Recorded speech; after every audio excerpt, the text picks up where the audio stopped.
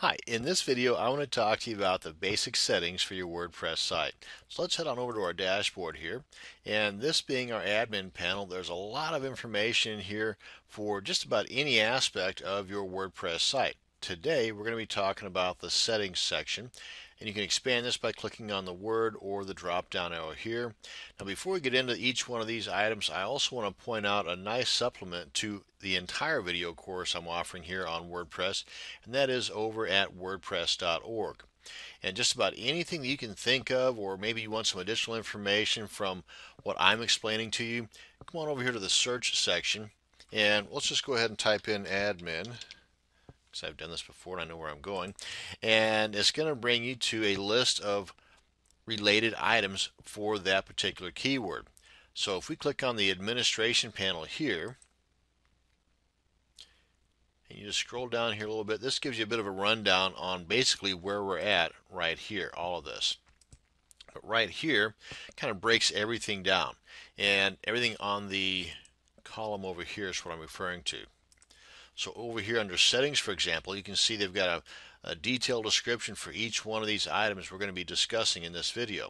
So if you need some supplemental information, or maybe I've skimmed over something that you wanted more details on, right here's where you can go to get those details. So that being said, let's get on back to our dashboard here, and under general settings, go ahead and click on that, and you can see here this is the site title just as it is here. The tagline here, just as it is here. And the main thing I want to mention here is that these should be keyword rich. Depending upon what you're aiming for with your WordPress site, if you're looking for monetization at some point down the line, then you want to have traffic flowing to your site. So having keyword rich titles and taglines are definitely going to be a step in that direction. Your WordPress URL, the site address, a lot of this stuff here is pretty self-explanatory as we go through this. And I've touched on a couple of these items here as well during the install process. Under membership, you might want to just leave a lot of this stuff as a default, but under membership, if you have this box checked, then as it says, anybody can register. If you want to have a little more, now by register I mean that they would be able to add content to your site in addition to simply commenting on a particular post or page or entering into some discussion. With them having a membership here, if you check this box, depending upon what role level you allow them to have, would depend on what level of discussion or content they would be able to add to your site. For example, you would definitely want to leave this as a subscriber unless you have some other plans, but if you have this as administrator, they have the same rights as you do as the creator of this site. And let me just say, that would mean they can come in here, they can change your login information and completely lock you out of this site. So, tread in this area carefully. Again, I would probably leave this as default, unchecked, and subscriber. Now the time zone here, if you're not familiar with the UTC, you can always do a search in your favorite search engine for time UTC, and that would give you a better explanation. For example, I live in the Kansas City area here in the Midwest, the United States of America. I know that where I'm at, it's -6. And if we come down here and save changes, you can see right here, it will give me the local time. And if I look at my watch and I can see that this is not my local time, then I screwed up here somewhere. I need to make those adjustments. Now, if you're not familiar with the UTC, don't worry about it. You can come on up here and try to find the city closest to you. And for example, if I come on up here to America, eventually, right here, then I look for Kansas City, for example. It's not in there. Why the heck does Knox, Indiana rank more than Kansas City? I don't know. Just my 2 cents worth there. But I do know that the one in here for my area, I believe, is Chicago as far as being as close as, I am anyway. So if we come on down here, 1052.08. 1053.04. Yep. So Chicago is the closest area to me. Now again, either way, whether it's you choosing the closest city or the UTC, you may want to have this adjusted properly, because this may affect the way some of your content is displayed to the visitors or viewers of that content. Likewise with the date here, but you can adjust how it appears, and likewise with the time format and when does your week start, Monday, Sunday. So you can make your adjustments here if you care to, and then whatever you make here as far as changes, if you make changes, be sure and click on Save Changes or they will not take. Under Writing, this right here, the size of the post box is by default 10 lines. Now you can adjust this, and you don't really have to. 10 lines is sufficient, and if you go beyond this, if you've got a large post, it will adjust that with a scroll bar. Let me kind of show you what I'm talking about here. We go to Post, go to Add New. This holds true also if you're editing, but this is the post box I'm talking about. Now if we get these guys out of the way here, here we are, that's what I'm looking for. You can adjust the post box right here by simply typing in your content as you normally would. Then over here would be a scroll bar if you go beyond the allotted 10 lines that are on that section under Writing. Or what I like to do is right here in the lower right hand corner, just get your arrows pointed like that, left click, hold, and drag it on down. This way, depending upon the size of your workspace, you can have a large work area right here by making that manual adjustment or adjusting it here, either way.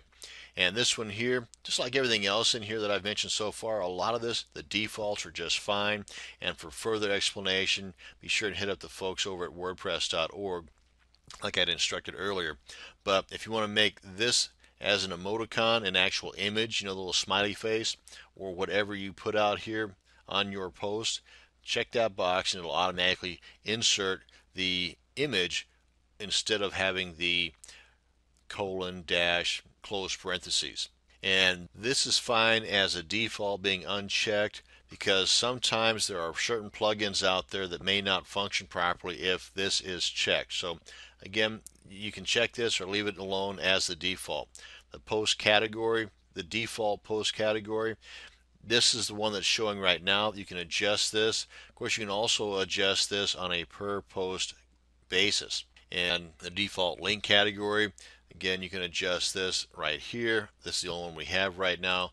Or you can adjust this on a per link entry basis. Press this, we'll get into this in greater detail under the tools section here. You can also post via email. You've got the options here to be able to do that. And frankly, I've never used this. If I want to make a post, I'll either just come on over to the dashboard and do a quick post, or come in and do the add new post and just do it from there. There is this though, in case this is something that you want to tackle, and you've got your setup possibilities right here. Again, you want to set up your default category here. That way it's already set for you, rather than you emailing in a post and it going into the wrong category you're wanting. So this is above and beyond what the default category is right here. So this would just be for your posting via email.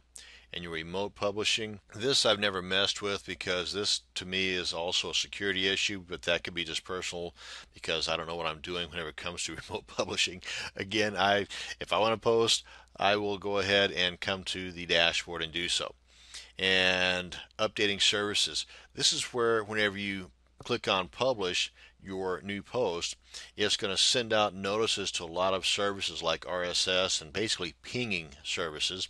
And you can see that this is not available right now because we do not have our site basically live. I mean, it is, but here, let's go over to privacy and I'll show you what I'm talking about. Right here, the site visibility, it's not being seen by everyone, including the search engines. But if I were to click this, click on Save Changes, and then come on down here to Writing again, and you can see right here, by default we've got one service in here that it will go to. And when we get into the plugins a little bit further on down the line here in this series of videos, then you'll see that there's certain plugins that will automatically populate this with a lot of cool services, and it'll work perfectly for you. So it's just another way in which you can generate traffic to your site for every published post that you create. So let's come on back up here to privacy and change that back to the way it was. Now then, come on over to reading.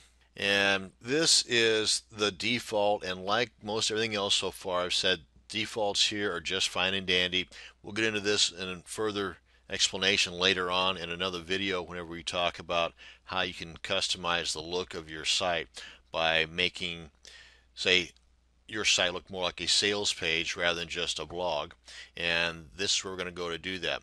You can have so many posts show up on your pages. Right now it's set for 10. That's plenty. If you want less or more, you can adjust that here.